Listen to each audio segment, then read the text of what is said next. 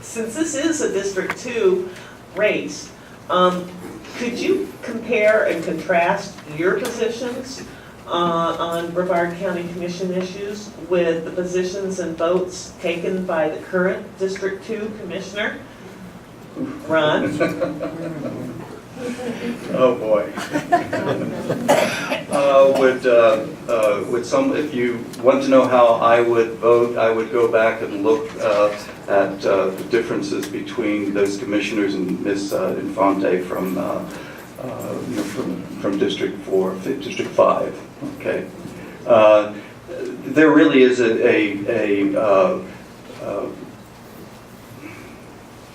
there really is a difference in perspective, okay? What we have is we have a situation where we have 3 county commissioners, okay, that pretty much can push through whatever they want to push through.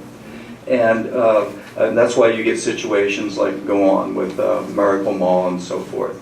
And you also get situations, and I want to go into another area that I think is important, okay? And that's getting back, to the budgeting.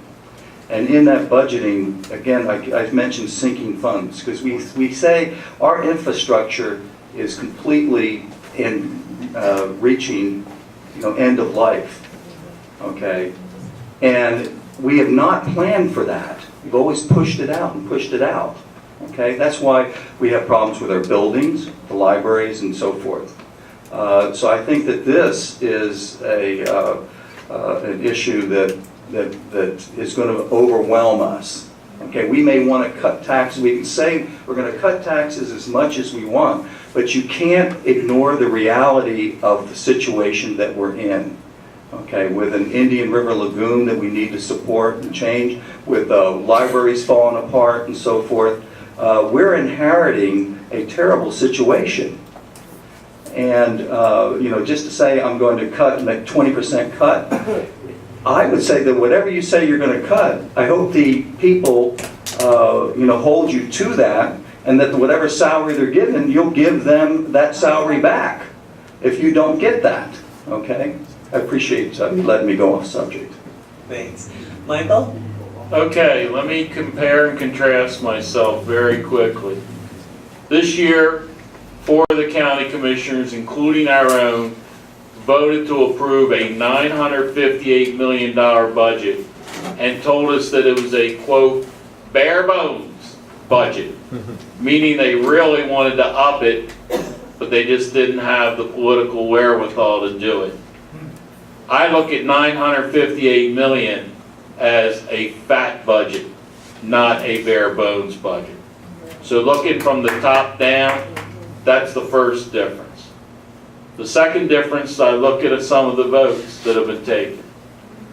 Like I say, the $6.5 million on the Miracle Mall. I gave all those commissioners a very easy way to protect our tax dollars. And again, our commissioner voted, along with the other ones, to approve it without any restrictions on how that money gets used, and ultimately it can, not that it will, but it can, the way it's structured right now, end up in that developer's pocket the day after he gets it. It's not, doesn't have to stay in the development, okay? So, on a lot of things, Chuck and I don't see eye to eye. Overall, there's a lot of people who are happy with him, and he does work hard, but we're spending way too much money. And I don't see where our current commissioner has taken any votes to try to reduce it. And I'm sorry, I will work to reduce that budget. Thank you. Wow, I really don't like comparing myself to other people because I always come up on the wrong end of that. So what I really think though is it's time to move forward with new county commissioners. I do things a lot differently than probably all the county commissioners. I'm very analytical. I really want to know facts. And I want to know, as I say, cost-benefit analysis. I want to know, is this the right thing to do? And we don't have to make decisions fast. Sometimes a pause is a good thing to get more information. So I'm really not going to second guess any of the past county commissioners. They made decisions, that was their decision. But I will tell you what I'll do is I really definitely believe that you need to do your homework and do it very well. Find the right people and don't always accept what everybody else says. And that's why my business has been successful, because I surround myself with no people, not yes people. The other thing is, keep talking about the budget is almost $1 billion budget. We have to understand what's about $250 million of that is also carryover for project plans. County government works differently than federal government. They have to hold that money for the next project. A project, say a 3-year project, you have to have that money roll over. Only 22% of the budget is actually property tax. Those things are, it's a different than business, so you have to be aware of this. What I believe needs to happen is we need to look at a budgeting that is done on a 2-year budget instead of a 1-year budget. It rolls over to politics, and what it does is the first one is a hard budget, the second one is ready for the next one. So you see it 2 years in advance what the budget is, so you can have your input. It happens in other counties all across the country. And it makes it easier, it saves money too, by the way. Thank you. Thanks, Jim. Jack? I like that idea. 2-year budget check. Good idea. I like that very much. I can tell you this. I think Chuck Nelson ran 2 terms. He's done running for county commissioner.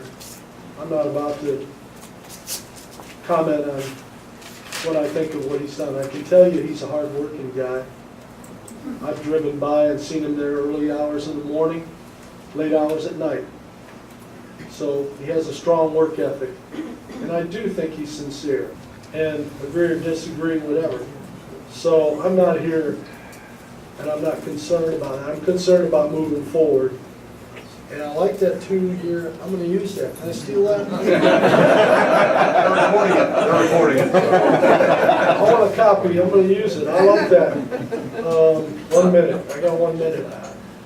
You know, I just believe that we have to come in, do our own thing, do it our own way, and proceed in that manner. I mean, it doesn't have to be that complex. It can be simple. You can go a step at a time. You have to work harder that way, but I'm for that. I'm absolutely for that. And I'll do the time. If it's 60 hours, it doesn't matter to me, because I made a commitment, almost 2 years ago, what I'm going to do. And you can be rest assured, I'll do it, whatever it takes.